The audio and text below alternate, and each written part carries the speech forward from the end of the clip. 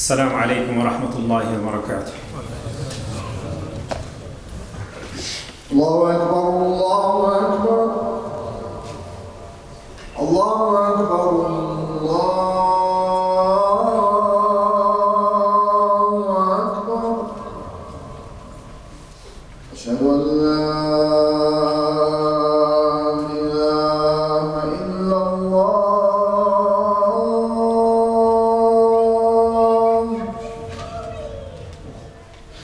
أشهد أن لا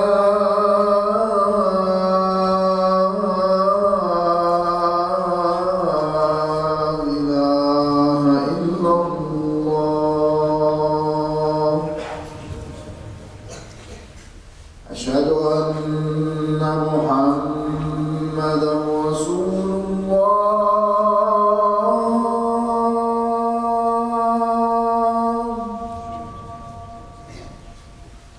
أشهد أن محمدًا رسول الله.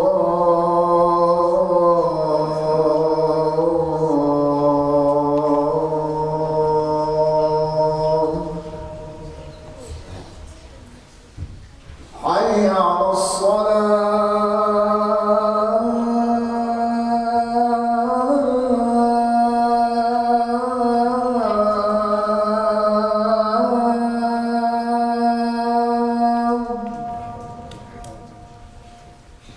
حي على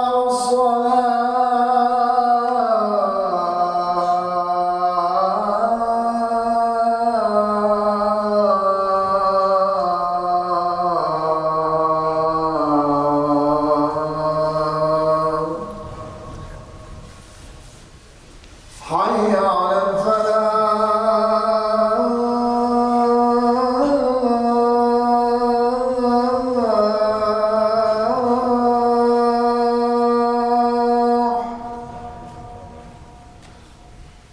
حي على الفلاح.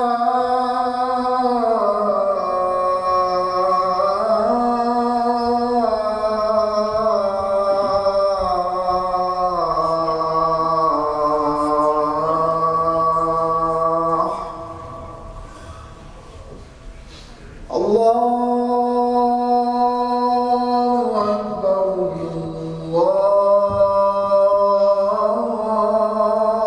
الله أكبر. لا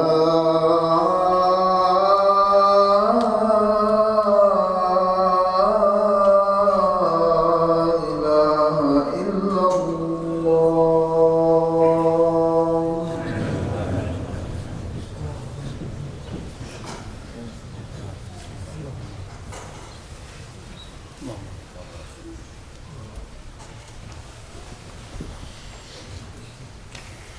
إن الحمد لله نحمده ونستعينه ونستغفره ونعوذ بالله من شرور أنفسنا وسيئات أعمالنا. من يهده الله فلا مضل له ومن يضلل فلا هادي له، وأشهد أن لا إله إلا الله وحده لا شريك له، وأشهد أن محمدًا عبده ورسوله. يا أيها الذين آمنوا اتقوا الله حق تقاته ولا تموتن إلا وأنتم مسلمون. يا أيها الناس اتقوا ربكم الذي خلقكم من نفس واحدة وخلق منها زوجها وبث منهما رجالا كثيرا ونساء، واتقوا الله الذي تساءلون به والأرحام إن الله كان عليكم رقيبا. يا أيها الذين آمنوا اتقوا الله وقولوا قولا سديدا يصلح لكم أعمالكم ويغفر لكم ذنوبكم، ومن يطع الله ورسوله فقد فاز فوزا عظيما. أما بعد، فإن أصدق الحديث كلام الله، وخير الهدي هدي محمد صلى الله عليه وسلم، وشر الأمور محدثاتها، وكل محدثة بدعة، وكل بدعة ضلالة. My dear brothers and sisters, today inshallah I will talk to you and I will share with you a shocking story that happened in the 1960s. An ordeal of a family that suffered under the wickedness and evilness of a lunatic doctor, a psychiatrist, shaitan, a monster that destroyed the family and initiated something that up till now we are having to face and deal with. It all started with a Canadian family, a woman that gave birth to twins, 1965. She named them Bruce and Brian. They lived a normal life as babies till the age of 8 months. Then the mother noticed that they are facing difficulties passing urine. So naturally she took them to a doctor. And the doctor said, the solution for your kids is to have them circumcised. So she went along with that. She took them to a specialist to have them circumcised. He started with the first one, Bruce. And it was all botched up circumcision. It didn't go well. And he damaged the male sex organ of the boy. When he saw that, he refrained from circumcising the second child. And he explained to the parents what happened, and he apologized. Naturally, the parents were very upset, and they went back home with a child that's got some damage in his body. And they became depressed. One day, it happened that they were watching TV, and they saw this very smart person talking on TV, psychiatrist, sexologist, and someone that specialized in sexology. And they were so impressed. So to get in touch with John Money, who is this lunatic.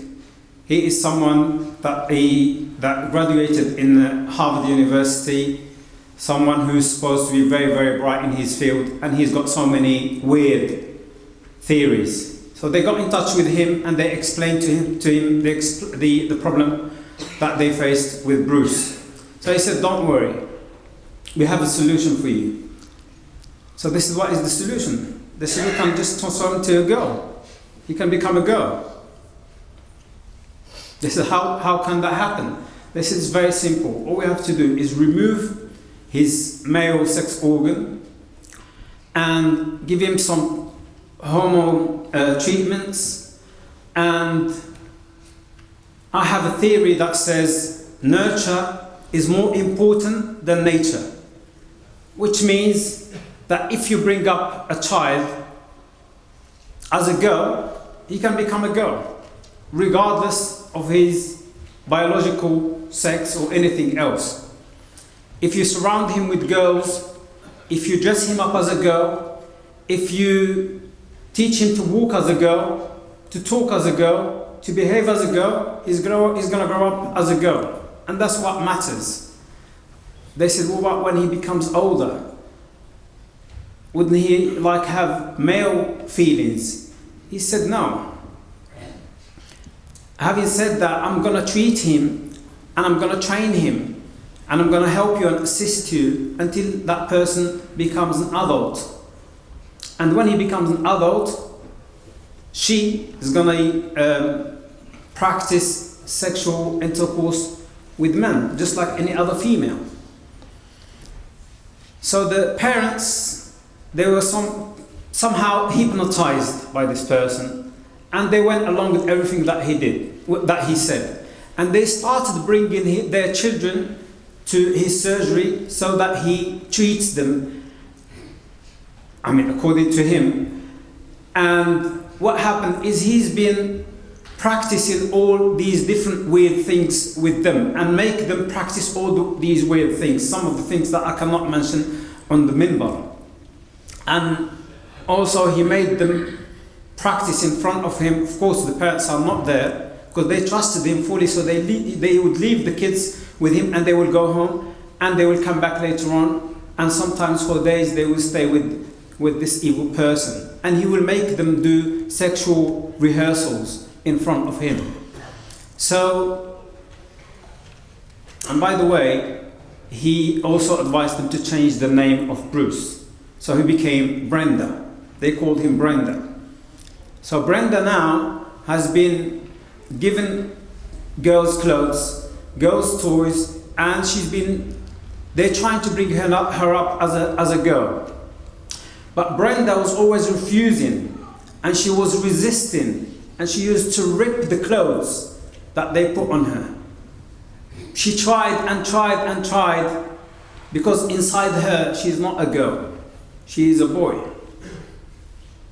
But under all the pressure, she has to give up, and she surrendered. So she tried to become at least accepted by other girls as a girl. So she would put on makeup, she would dress up as a girl, go to girls' school and everything, but inside her she is fighting a losing battle. At the age of 13, Brenda threatened his parents. He said, if you take me to John Money again, to his surgery, I'm going to commit suicide.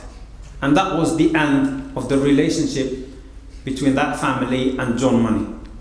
So the parents, they sat down Bruce and they explained to him how he was Bruce and how he became Brenda. And exactly, they told him everything, what happened, that he was born a boy and everything. And they asked for forgiveness, and he forgave them. And he started rebuilding his life. So he renamed himself as David. So Bruce, Brenda, then David. David Reimer. And you can Google it if you want the full story and the details of the story. And you see even the guy giving interviews on different TV shows. And he managed to rebuild his life somehow by taking male hormone treatments, and he had a male sex organ again reinstalled in his body, and he even went as far as getting married. Having said that, the trauma that those two boys went through was too much. Too much so that his brother went and committed suicide. He could no longer cope with everything that they went through.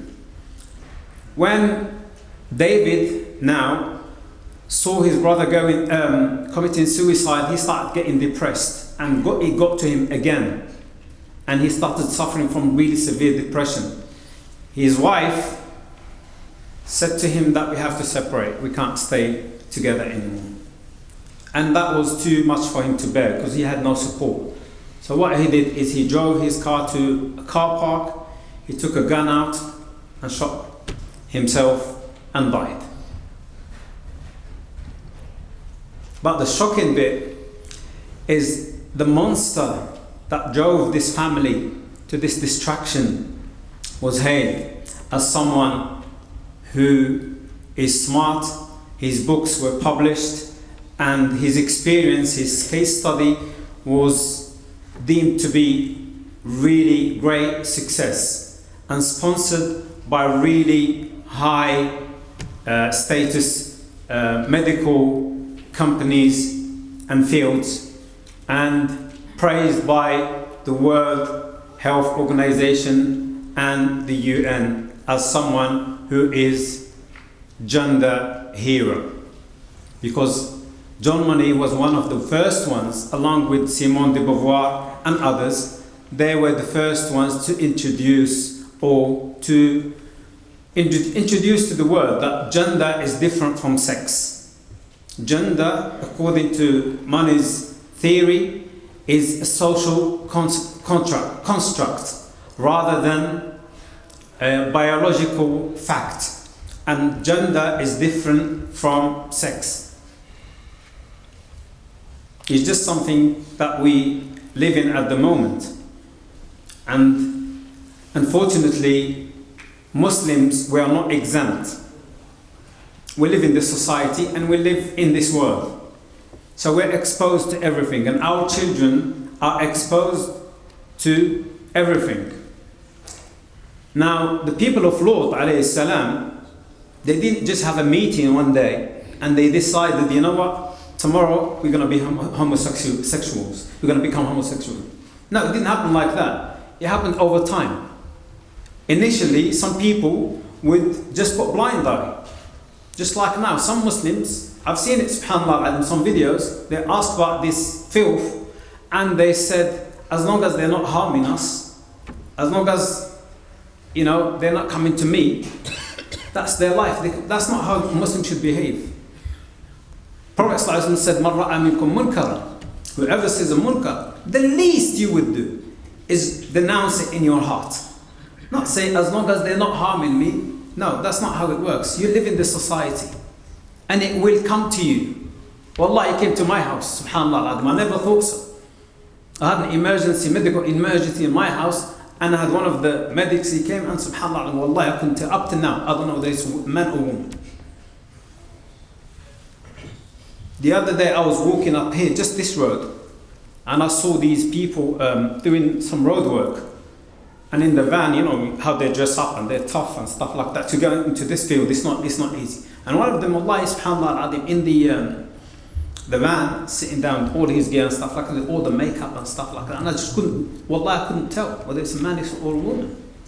And not long ago, someone asked me, he said to me, if someone comes to you in your masjid and they said, look, I might look a boy to you, but inside me I'm a woman and I can't use this toy, I need to use the female toy, what would you do?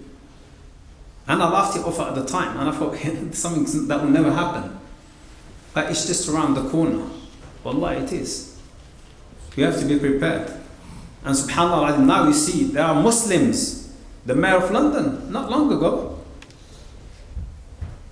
he fully supports these kind of evil things. He fully supports it.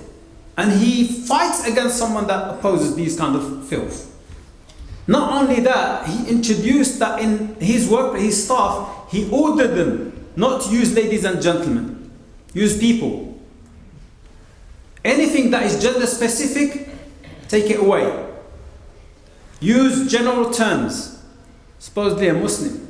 While you see a non-Muslim, there's a psychiatrist in America, John Hopkins, he said clearly, a statement, transgender is a mental disorder. Donald Trump, love him or like him, he came out and he said there's only two genders, male and female, and all this is what's going on is sickness. أقول قولي هذا واستغفر الله لي ولكم فاستغفروه إنه هو الغفور الرحيم.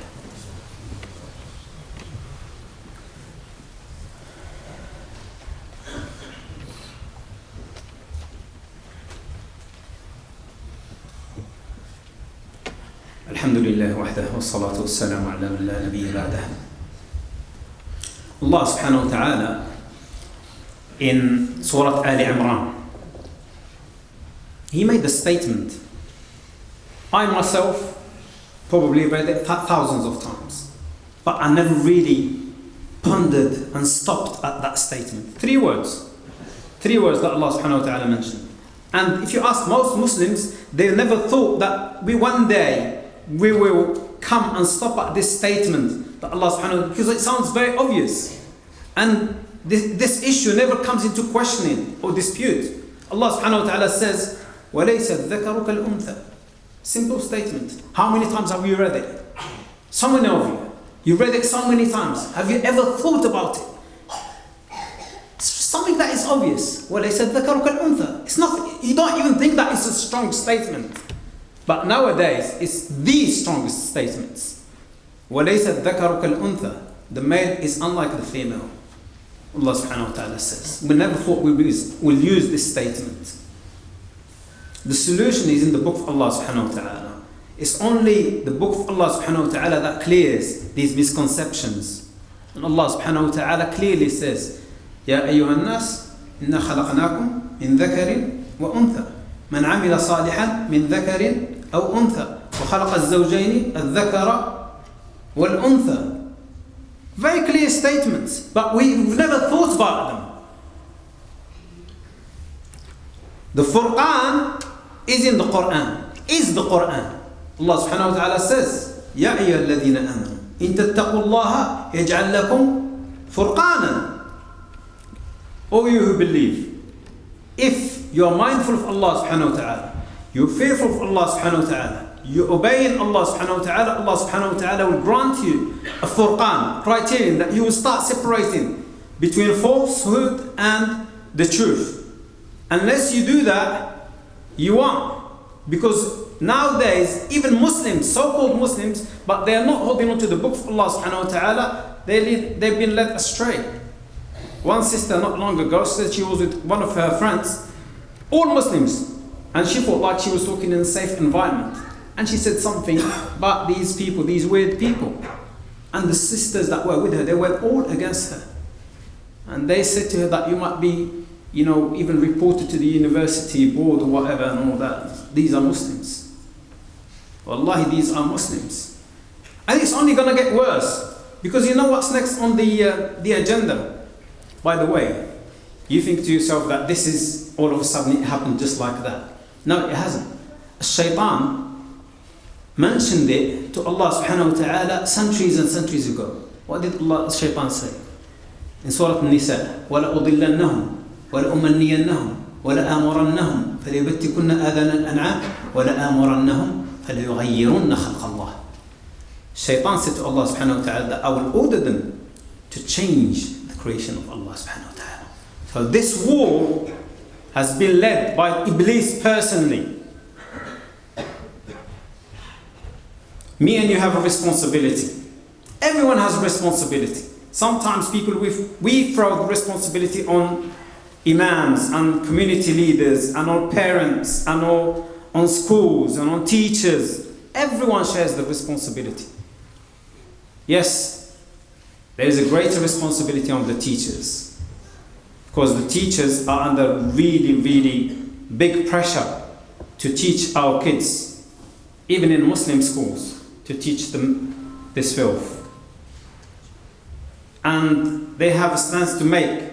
They can't just go along with this filth. They can't. If they have to sacrifice, they have to sacrifice. Wallah, I saw a Catholic teacher.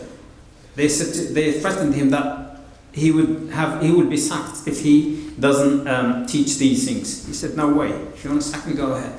Muslims should behave like that. They shouldn't, on the deen of Allah subhanahu wa ta'ala, they cannot compromise. Listen to what the Prophet ﷺ says. He said, وَإِنَّ الرَّجُلَ لَا يَتَكَلَّمُ بِالْكَلِمَةِ مِنْ سَخَطِ اللَّهِ لَا يُلْقِي لَهَا بَالًا تَهْوِي بِهِ فِي النَّارِ 70 خَرِيفًا. A person will say a word, utter a word. He doesn't even pay attention to it. In the hadith, he doesn't even pay attention to that word. You will throw him in the hellfire 70 years. Imagine you stand before Allah subhanahu wa ta'ala as a teacher or as whatever you are, and you have to be held accountable to all those families that you've been teaching these filth to, and those kids, and generations. The target is not you and me at the moment. A few years and we'll be gone. The target is next generation and the following generation. They are the target. You'll see, and mark my words, next on the agenda is pedophilia. It'll be normalized. Mark my words, you might be shocked. Have you ever thought that one day you will hear what is a woman? Have you ever thought of that? No. It's crazy. It's just crazy. Why, yes, pedophilia is on the way. And it'll be normalized. And mark my words, they're already talking about that. They're saying as long as there is consent, there is not much wrong with it.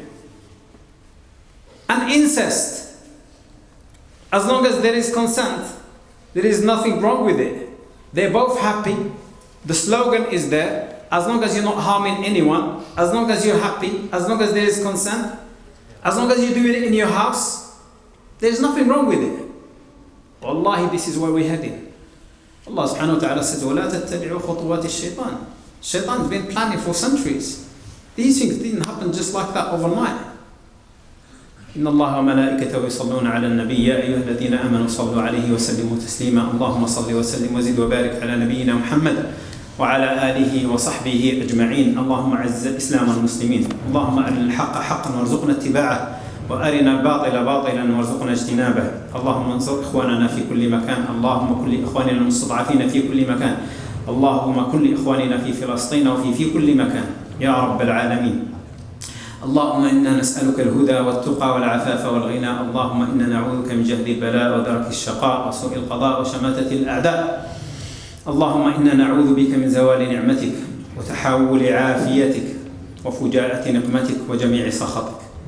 ربنا تقبل منا إنك أنت السميع العليم وتب علينا إنك أنت التواب الرحيم. وأقم الصلاة.